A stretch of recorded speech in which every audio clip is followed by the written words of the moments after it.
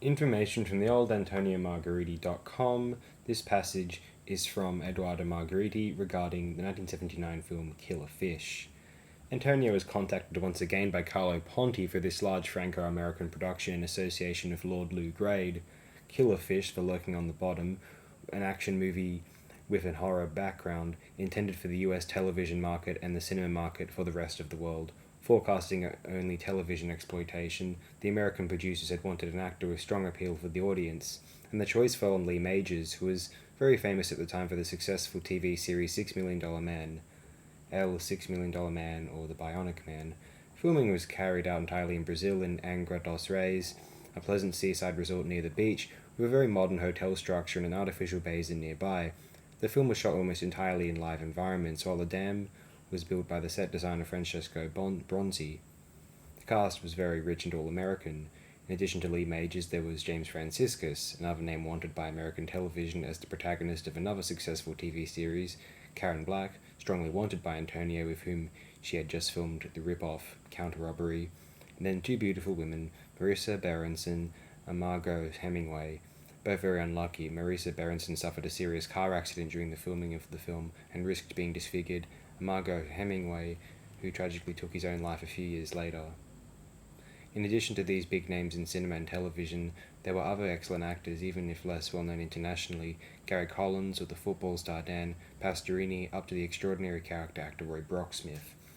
Some of this may sound awkward because it's translated via the Google Translate from Italian into English.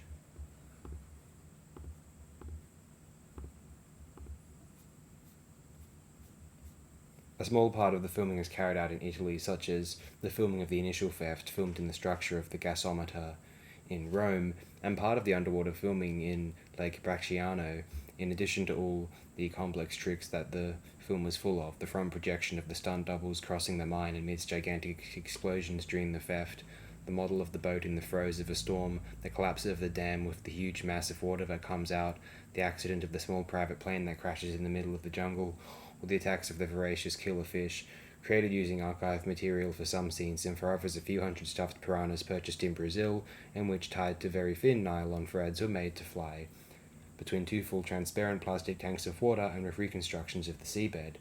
In the same period, Joe Dante was filming his film Piranha, so Antonio couldn't for once be accused of having copied a film with killer fish, or having hooked up to a successful trend.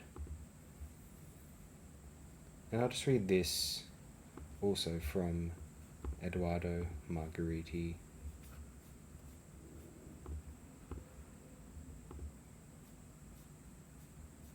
During the filming of Killer Fish, the hotel structure that housed the crew and where the filming was also carried out was rocked by a very violent hurricane that lasted for a couple of days.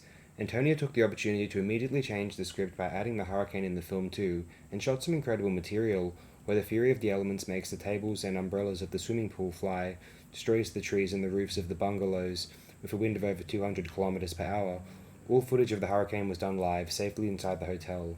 Antonio often took advantage of natural events or occasional events to shoot scenes to include in the film by varying the script.